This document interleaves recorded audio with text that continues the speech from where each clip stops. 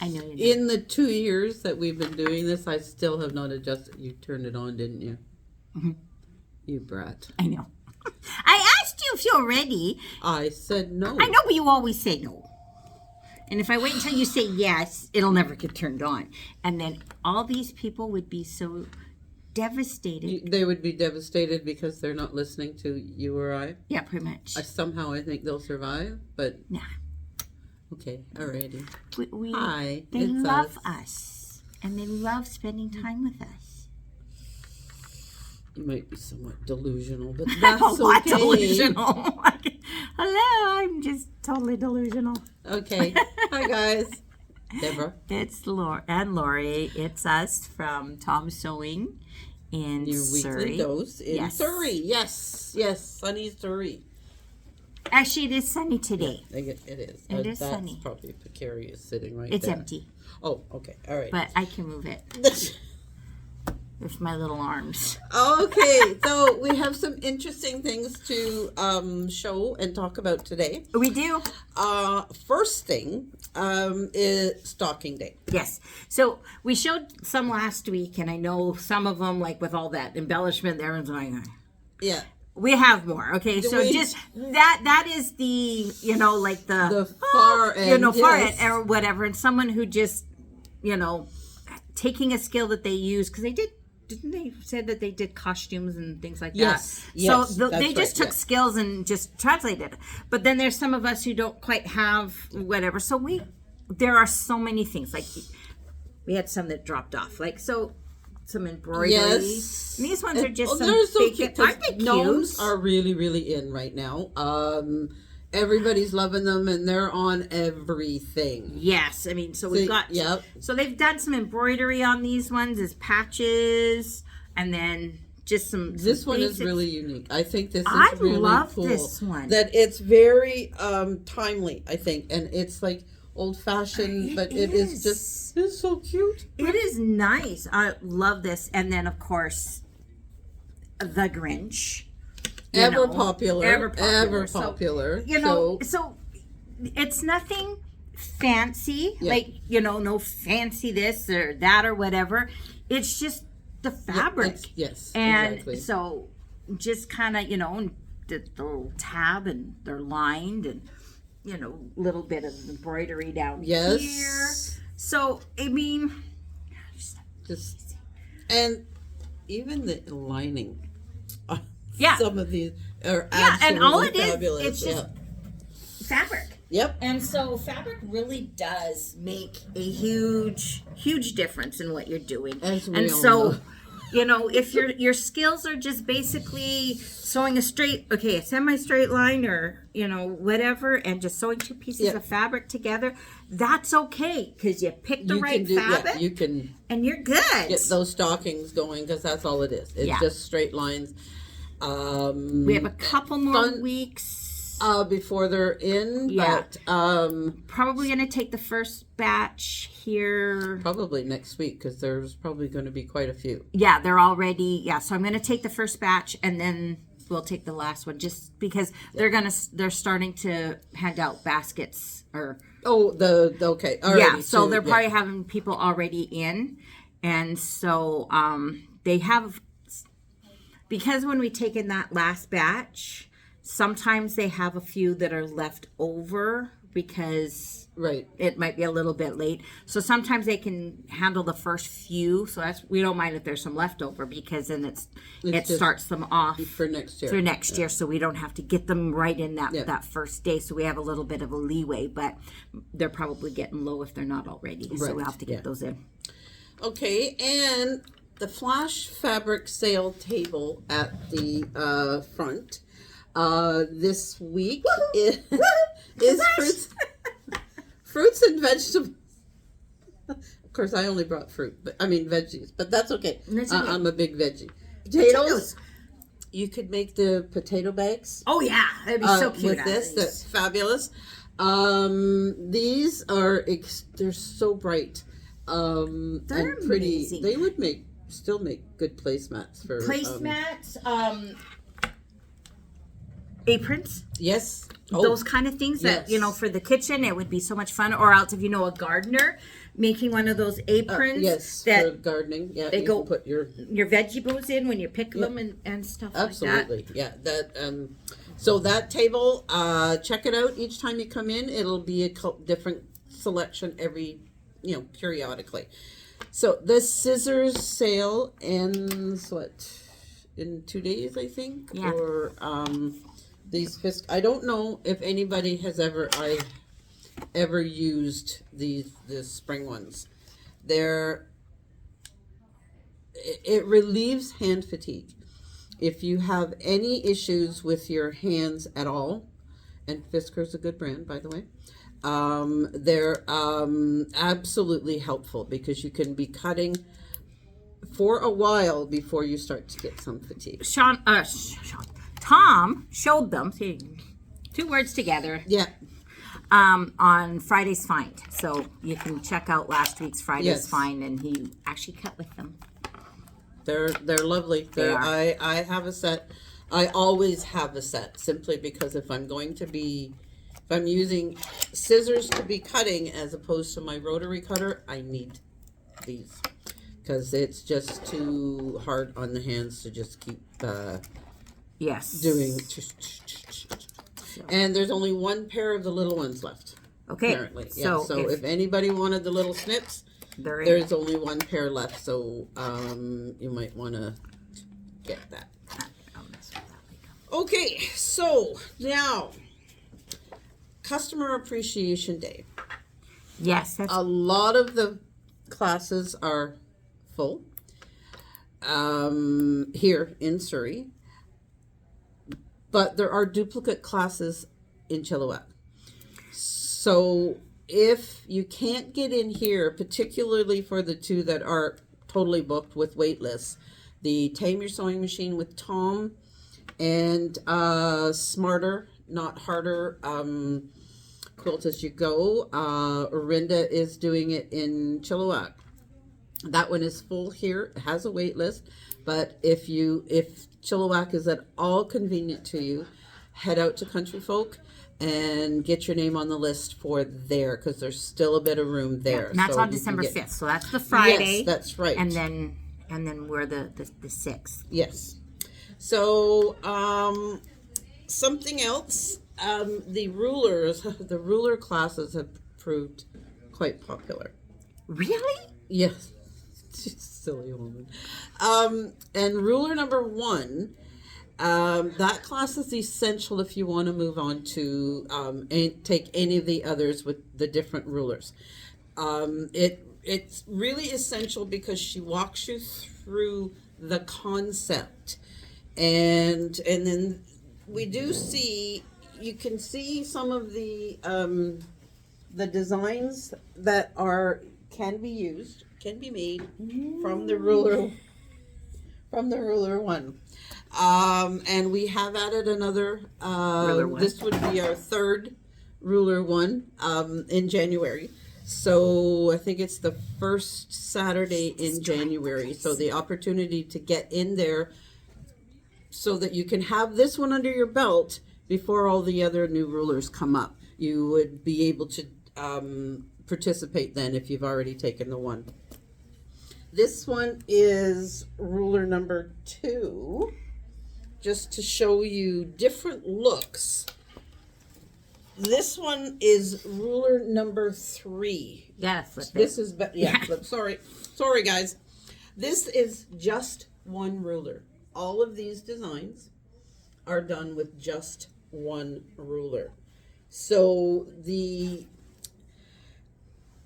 there is no limit once you get the idea behind you, and somebody gives you a couple of ideas of how to move forward. It's limitless with your ruler quilting. So, and it really has become quite popular. Rulers are in demand. The classes are in demand. So if you're thinking about it, think you might want to go there somewhere, start with ruler 1. Get that under your belt, and then you've got plenty of time to either sign up for other ones or just ease into it. And you've got a ruler set from Ruler One that you could actually just keep using and Go for a keep while. changing your Yeah. designs and ideas and moving forward.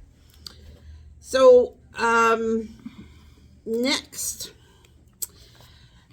So some people will be fortunate enough to get a sewing machine for Christmas.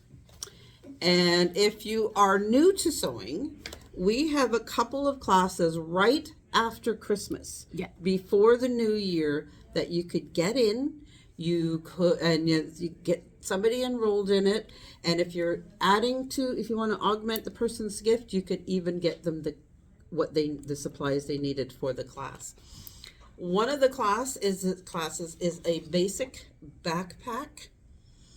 Pattern is here at the store. You can just pick it up, include that with their gift, get them some fabric, some thread, and things that they could actually be able to leave here with something that they've completed. And another helpful one, right after Christmas as well, is the sewing machine cover. So it doesn't get dusty. Mine never gets dusty because it's always in use. Well, but some too, people's not the same thing. You know, like some people do other things besides sew. So I don't know. I've heard. It's a possibility, but this is. We have an audience, by the way. So another great idea. The one who trained Tom. That's right. Yes, there you go. There you go. So you could pick this up, get the supplies for them, get them booked in a class, and they would be good to go shortly after Christmas, and they're still on break. Okay, so a couple of other things. We have Demo December coming up. Yep. So that one is an embroidery thing. So basically on whatever day it is, I don't remember what day it is. It's the second Saturday in December. I remember that. Oh, well, okay. That's the day. You mean the date. Yeah. Well, if you look on the calendar, you'll get the date. 6 plus 7. December the 13th. Okay, I was going to say it's not a math day.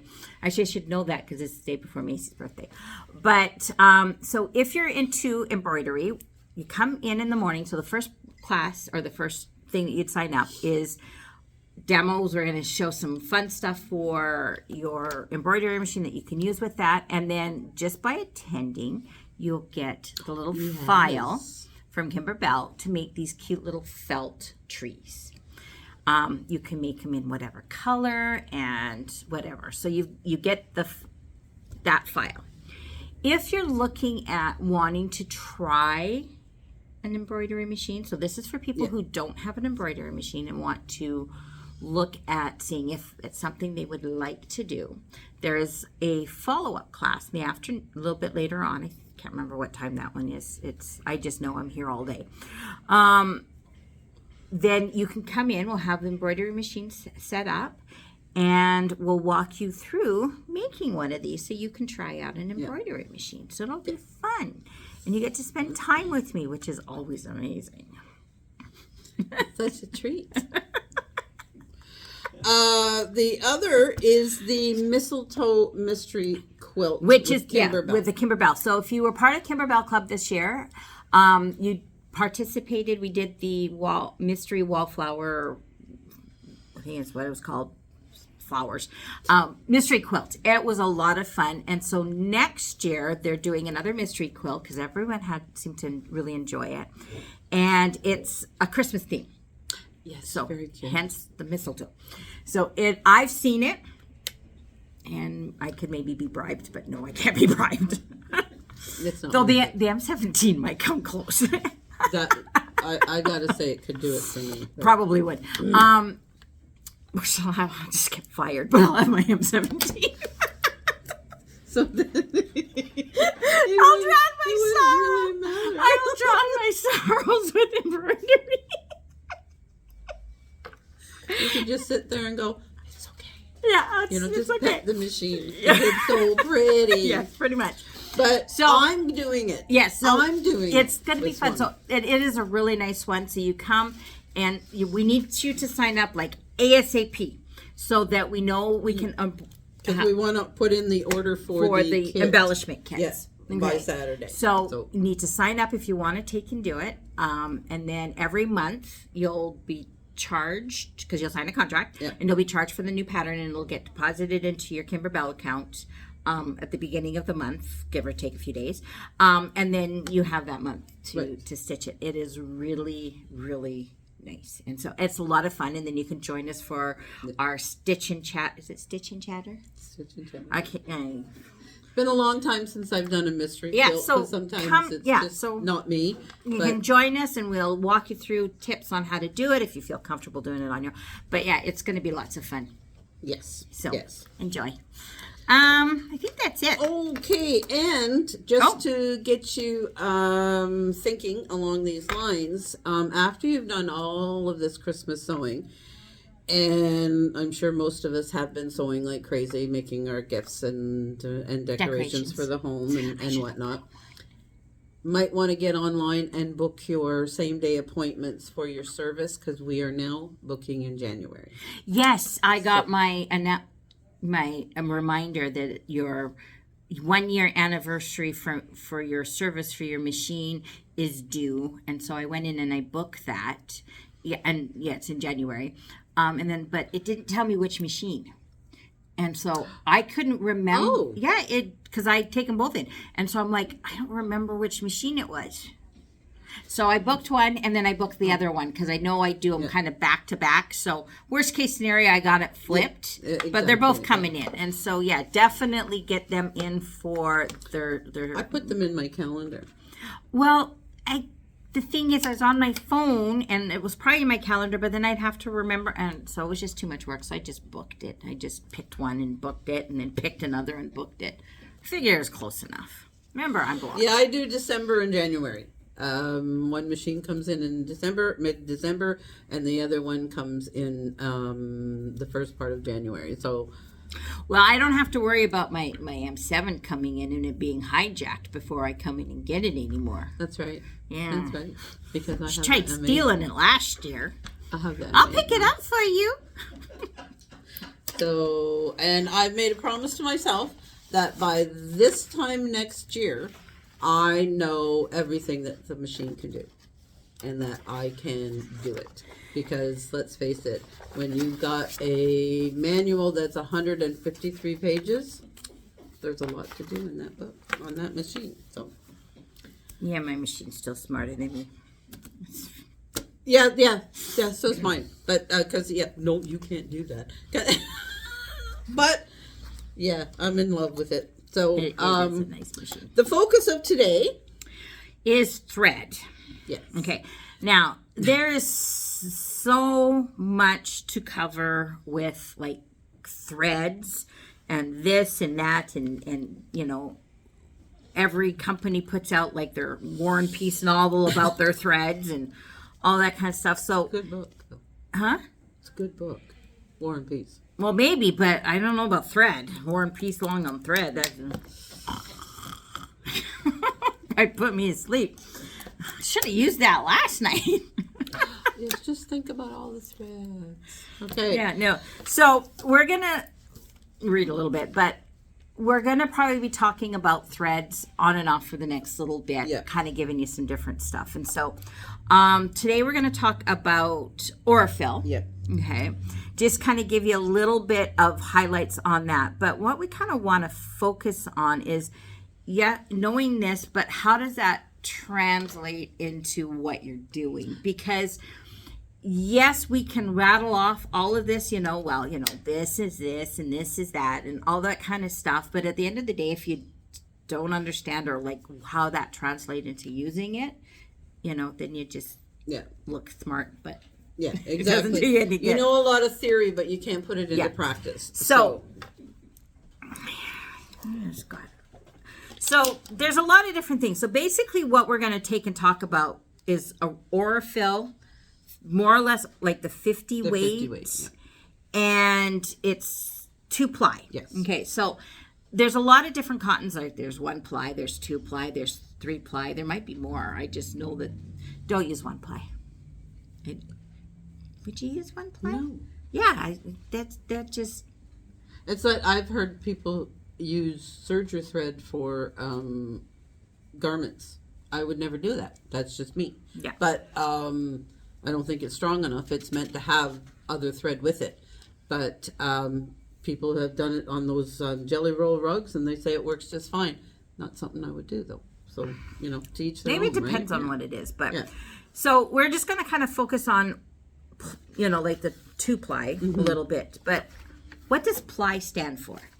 What does it actually mean? There's 2 strands. Okay, so sometimes I've had people sit there and say, well, what do they mean? So basically, ply or a strand is a component fiber, itself often composed of finer microfibers that get twisted with others to form the final thread. So basically, it is how many, so it's... Yeah, we could get into a serious lesson on how all of these things come together, but I don't think we're going to go there. We're just going to look at... what we use it for, with the end use. The end use. But just one thing, just if you want to kind of understand like threads and how many plies, if it doesn't say so. For example, like the Aurora fill have like 50 and then the little slashy thingy or the virgula. That's what it's called. The virgula. It's called a virgula. Oh, I just learned something. Yeah, there you go. For my dyslexia, yeah. Anyways, and then so it has the slash, and then a 3 or 2. That 3 means 3-ply, and the 2 means 2-ply. So that kind of gives you an idea on how that is, okay? And then the weight in these labels really describes the thickness of each ply.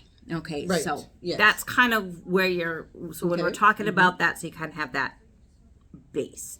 Okay, so there's a lot of functions of features, why things matter, and all that kind of stuff, and the makeup of it, but that's a whole other thing. What we want to kind of talk about is trade-offs and when better is subjective. Right. Okay. So really understanding what your end project is going to be, or what the finished look, or what you want to accomplish, really helps you to pick what type of thread that you want. Okay, so, and it doesn't matter whether it's Aurifil or the other stuff, but you really need to understand, and this is even like with embroidery or whatever, you need to understand, like, what do you want this project to look like when you're done? Because that makes a big difference in what you're picking. Yes, yeah. So, like, in embroidery, if you're when it comes to stabilizers, if you want something that's flowy and, like a blanket that you want to fold around, you're going to use a stabilizer that is like the soft or like the light mesh cutaway because it's flexible. But if you wanted it like a wall hanging, you want it nice and stiff, you're going to use like the regular heavyweight or whatever because cutaways or cutaways, yeah. Well, the cutaway, just because you want that to stay in there and you want that. So knowing that, and this is the same thing with your threads. So one thing, your trade-offs and things you want to watch out for. Okay, so in general, 50 weight is excellent, but it's not perfect for every single situation. So we're going to kind of focus on the 50 weight, like where it's best for, but where you would want to not necessarily be using that go one. something further. Okay, so visibility and definition. If you want your quilting lines to show, so like you're doing that beautiful ruler quilting and you want to see, hey, if I spent like 20 hours quilting that sucker, you're going to see it. I want you to see it, yeah. Right? It's not just holding it together. But you don't want it to you do a nice seafoam green back fabric with bright orange. No. You don't want it that. You want it to stand out. You still want the thread to kind of blend in, but you don't want it to be, but you want it to be seen. So this is where you would pick a heavier weight thread. Okay, so like, but also the 3-ply. So a 2-ply would blend in a little bit more and not be seen, whereas the 3-ply would stand out a little bit more. Absolutely. So you can still do 50 weight, which is great, but you do the 3-ply. Yeah. Okay, so you still get that, you can see me, but not the, oh man, what'd you do? I've seen a few of those, and I'm like going, whoa. Breakage, you're going to want to watch that, especially with dense work or faster pace. So if it's relatively fine and your tension is off, or your machine speed is too high, or your needle is suboptimal, Ooh, I used a big word. Wow. Thread breakage is more likely. So if you're doing something where you're doing a lot of heavy stitching or whatever, you want something that's a little bit stronger. Let's see.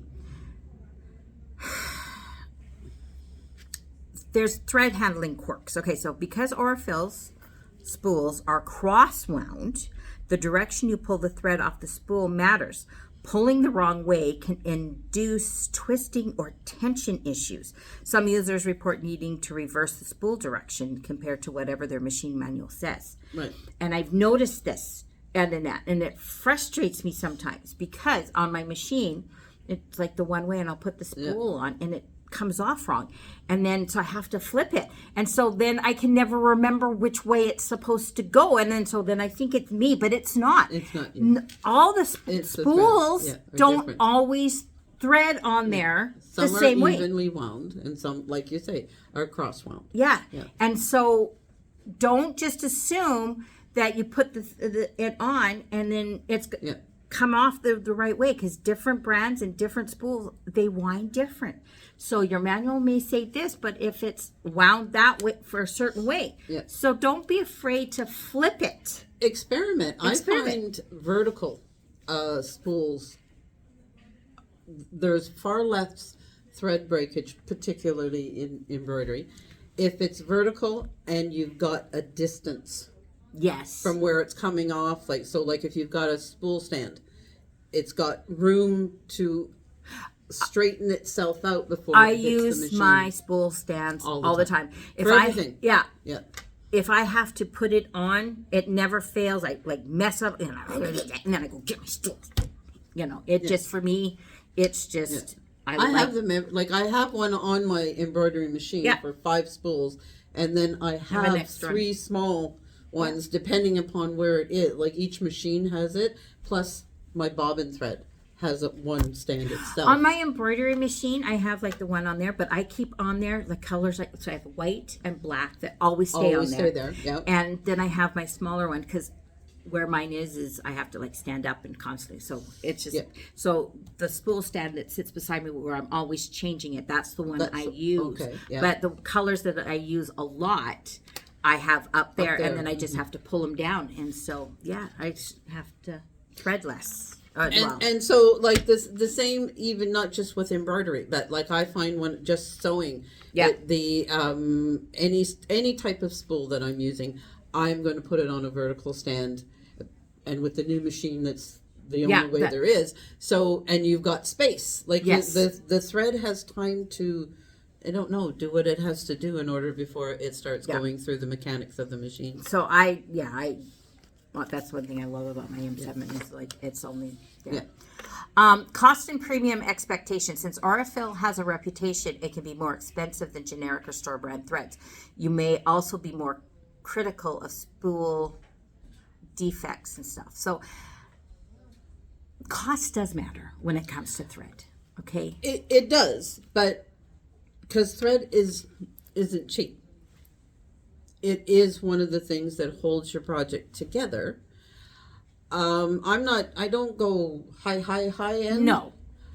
I don't go low end. Yeah. I do use Aurifil for piecing. Absolutely. One thing, you do have to watch how you're storing your thread. Yes. Because if it's exposed to a lot of cold or a lot of heat or sun, it will deteriorate it. Mm-hmm. And so I know quite a few people, that would go to the dollar store and go, you can get like 3 rolls for $1 and everything else like that. And then they're constantly complaining that, they're having to, the thread's always breaking and everything else like that. But that's okay because it was only $1. Well, to me, that having to constantly be rethreading, it just drives me crazy. But the thing is, if it's constantly breaking while you're using it, how well do you think it's going to hold that piece together for very long? Exactly. Once it's been through a few washes and stuff. Yeah. So do you just have to spend $7,000 on a roll of... No, you don't have to go there. No. But invest in that good quality thread. Because there are good quality... Mettler, both... Mettler, Gutermann, Madeira.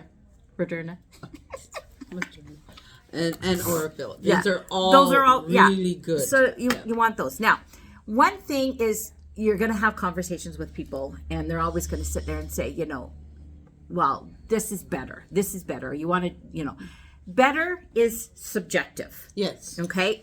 So better always depends on your goals. And this is what goes back to the thing. What is your goal? Okay. So 2-ply, everyone's, you know, oh, 2-ply is so much better because when you're, you know, this, and this or whatever. But if that's not your goal, it's not better. That's right. Okay. Yeah. So we were talking about it earlier, like the 2-ply it for piecing. Piecing, absolutely. Yeah. Well, it's better because it's thinner. You're going to get those seams that lay nice Real flat yeah. and all that kind of stuff. So yes, it's going to be particularly better if you're working with a scant 1/4 inch. Yes. Yes. Okay. That thinner thread.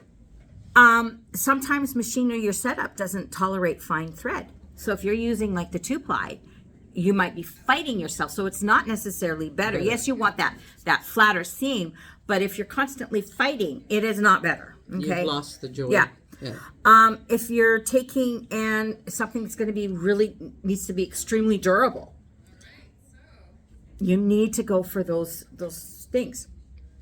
And then again, 2-ply if you're wanting to have that nice quilting show up without, you know, in your face. 2-ply isn't better. No, you want you that. won't see it. You want that 3-ply. So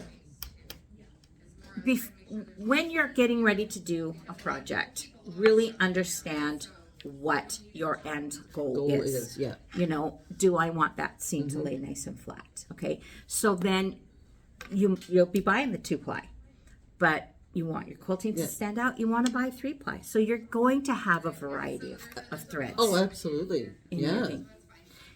And just a side note though, when you go to do a new project, you will need to buy new thread because you never have the right color of thread. I have no. Where was it? Saturday, this weekend. I was sewing something, and I needed. What was it? Oh, it was the buttonholes on my thing. Oh, your flag. Yes. Okay, I open my drawer. I have 4 bins of thread in color. Do you think I could find a color that would not? Yeah. So I got close, but I'm like going. You got like 500 spools of thread here. There was a sale here on really good thread, so I'm like, I like this color. I like this. Apparently, I didn't do such a great job in picking colors. I like having a lot of thread around, just so that I. Well, I do too, but apparently it didn't work. And you know, completely off topic here, but you know what I noticed yesterday after I had my assistants putting up my Christmas decorations? I don't have a tree skirt.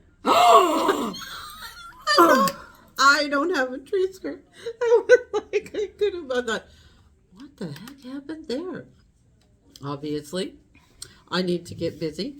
But yeah. Well, maybe maybe Santa will. Well, I'm not done, but like the heavy work. Well, I know you're not done.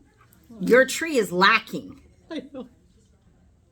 She comes home and she goes, Deborah was wondering, she's like, her tree is like 6 feet, and then she's like got like 150 lights. She's wondering if that's going to be enough. I'm like, it's just, you know, I didn't want to, you know, like a landing strip lit up or anything. Yeah, but like, it's not even going to light the dark.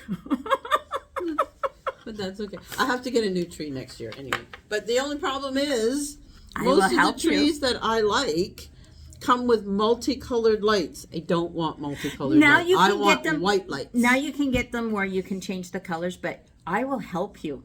No, that's okay. No, I've seen your tree. You could be blinded. But yes, my decorations are up. Yes. So I'm going to help you with your tree. I will string a tree for you. That's okay. I've seen yours. It's all right. My dog has seen ours too. It's like, no, seriously. It lights up the street. It's funny, but Addie and Andy, they weren't home, and then they were coming home. So they didn't know we were putting the tree up. They come around the corner. They were partway around the corner, and both in unison going, "The tree's up." You can't miss it. You could read You could read War and Peace under that tree. It's so bright. Well, you said it was a good book. So it is a good book, but the printing's small. Because they used to make it small. So, but because paper used to be really expensive. Yes. Yeah. But anyways, back to thread. So, yes, we did get off topic. We Sorry, did. And I realized you didn't have my hat. But it's Christmas, you know, is. like we're going to have all these little thingies. So, so thread really is, one of those things. It's not, in the scheme of things, it's not super expensive, and but it really does make the project a lot Buy of the times. best you can afford. Buy the best that you can afford. Really think it through, like pre-plan, like, do I want this to stand out? Do I need, I'm making a quilt for, my grandson who is like a tornado. Yeah. And so, yes, I would love those seams to lay nice and flat, but I don't think that 2-ply is going to be strong enough for him dragging it through the mud and the dirt and, over the mountain. And so I need to get the 3-ply because I want those seams, so knowing that and understanding that helps. And then from there, as we are going to be talking a whole bunch more about threads, we're going to give you some more information on this and that and stuff. How to do that, because I want to plan out a project book for my sewing projects. Maybe we'll walk you through that one day. Maybe, and we could get some ideas. You could give me ideas. I could give you some ideas, because this is something I've been thinking about and toying with for such a long time, and I can't seem to hone in on what really is going to work. But as I start to build it together, maybe I'll show it one day, and then I can gather ideas, because there's nothing better than having somebody who does the same thing you do, giving you the ideas that work for them. Because it just kind of, never thought of that, because you can't think of everything, but somebody's got the right idea that'll work for you. So I'm going to put that on our possible agenda. Here we go. Next year. All right. So I think that's it. I think that is it for today. And we'll be back next week. We're always back. With a different topic. All right. See you guys next week. Bye.